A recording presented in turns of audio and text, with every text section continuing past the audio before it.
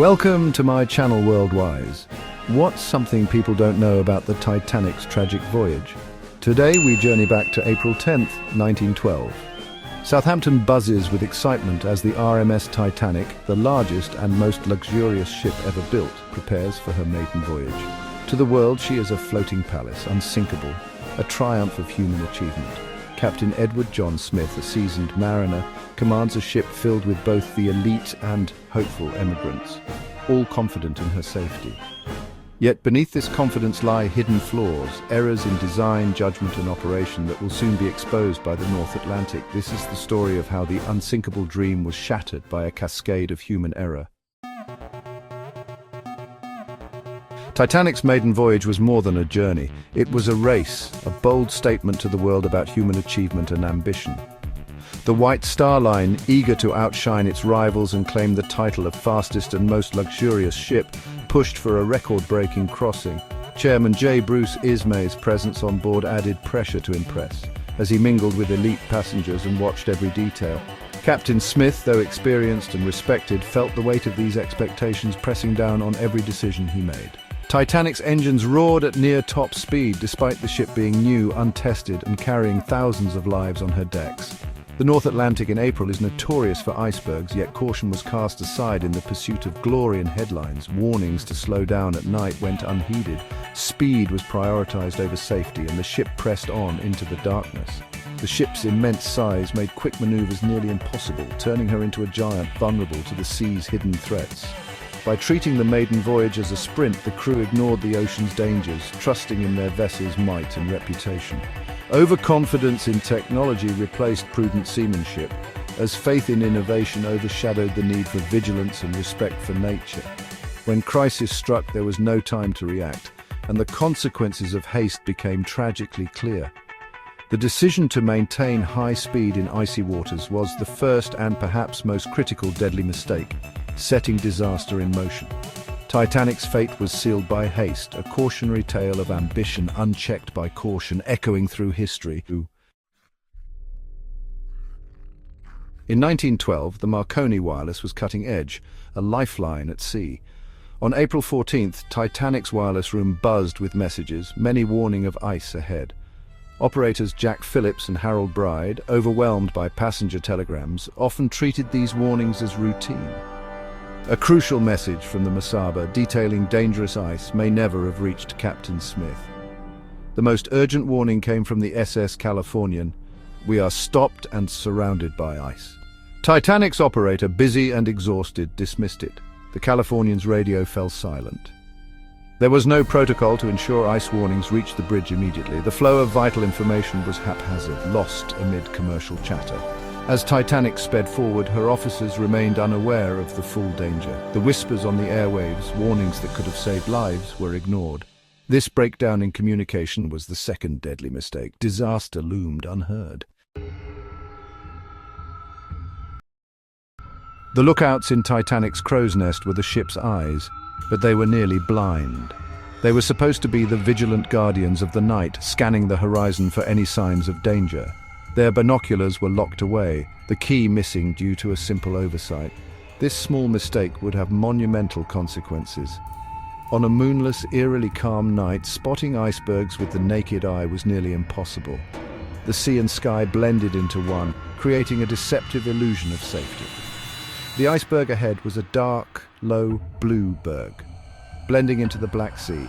It was a silent, lurking threat, almost invisible against the dark waters. With binoculars, the lookouts might have seen it minutes earlier, enough time to avoid disaster. Those precious minutes could have made all the difference. Instead, Frederick Fleet spotted the iceberg only seconds before impact. His heart must have raced as he realized the imminent danger. He rang the warning bell and called the bridge. "Iceberg! Right ahead!" His urgent cry echoed through the night. The officers reacted instantly, but Titanic's massive inertia made turning futile. The ship was simply too large to maneuver quickly enough. The ship struck the iceberg just 37 seconds after it was seen. Those few seconds sealed the fate of the Titanic. A missing key and a pair of binoculars became a fatal oversight. This small error had catastrophic consequences. The most advanced ship in the world was left vulnerable by a basic error. It was a tragic irony that such a sophisticated vessel could be undone by something so simple. The blind watch was the third deadly mistake. Disaster was now unavoidable. The lookouts could only watch in horror as the inevitable unfolded. Sometimes the smallest errors have the gravest consequences. In the case of the Titanic, a missing key and a pair of binoculars led to one of the greatest maritime disasters in history. Titanic's hull was a marvel of steel, but its strength was uneven. The bow and stern were held together by wrought iron rivets, not the stronger steel used elsewhere. This was a cost-saving measure and a limitation of the shipyard's technology. In the icy Atlantic, these iron rivets became brittle and weak. When the iceberg struck, the rivets failed, popping off and allowing the hull plates to separate. Instead of one large gash, a series of small breaches opened along 300 feet of the hull. Water flooded 6 compartments, far more than the ship could survive. The builders could not have foreseen this precise failure, but the compromise was fatal. Titanic was undone not by a single blow, but by the failure of her smallest parts. The chain of weak rivets was the fourth deadly mistake. The unsinkable ship was fatally flawed from within. Titanic was designed for luxury, not for survival. She carried only 20 lifeboats, enough for just a third of those on board. Outdated regulations based lifeboat numbers on ship tonnage, not passenger count. The White Star Line exceeded the legal minimum, but ignored the real risk. More lifeboats were rejected to preserve the ship's elegant appearance. The myth of Titanic's unsinkability bred complacency. Lifeboats were seen as shuttles, not as the only hope in a true disaster. When the order to abandon ship came, there was never a chance to save everyone. The shortage of lifeboats turned crisis into catastrophe. This was a failure of regulation, foresight, and imagination. The deliberate decision to carry too few lifeboats was the fifth deadly mistake. The illusion of safety proved deadly. Too few lifeboats was tragic, but their mismanagement sealed Titanic's fate. The ship was woefully unprepared for a disaster of this scale, and the consequences would soon become heartbreakingly clear. In the chaos, boats were launched half empty, precious seats wasted. Some lifeboats left with barely a third of their capacity, while desperate passengers crowded the decks, hoping for a chance to escape. The crew had never practiced a full evacuation. Confusion reigned. Many crew members didn't even know how many people each boat could safely hold. Orders were unclear, and the women and children first rule was inconsistently applied. Some officers interpreted it as women and children only, leaving men behind even when seats were available. Many passengers hesitated to leave the seemingly stable ship for small boats in the dark. The idea of stepping into the freezing Atlantic was terrifying, and some believed Titanic was unsinkable. Lifeboat number 7 left with only 28 people. It could have held 65. Number 1 with just 12. So many more could have been saved. Some crew feared the boats would break if fully loaded, so they launched them partially empty. Misinformation and lack of drills led to tragic decisions. Few boats returned to rescue those in the water, fearing they'd be swamped. The cries for help haunted the night, but most lifeboats kept their distance. Only one lifeboat, led by Officer Harold Lowe, went back for survivors. His courage was the exception, not the rule. Hundreds of lives were lost, not just to the sea, but to confusion and fear. The tragedy was compounded by human error at every turn. The evacuation was a failure of training, communication, and leadership. In the end, the lack of preparation proved just as deadly as the iceberg itself. The mismanaged lifeboats were the sixth and final deadly mistake.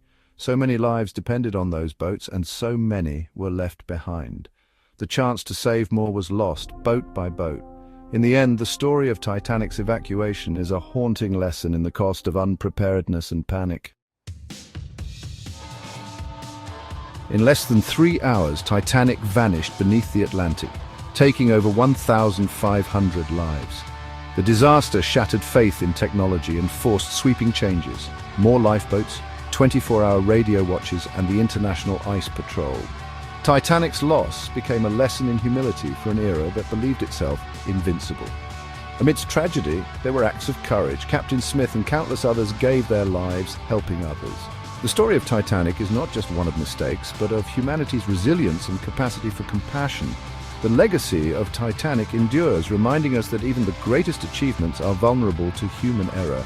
In the end, the unsinkable ship teaches us to respect both nature and our own limitations. From tragedy, the world learned to build a safer future. Watch my next video now.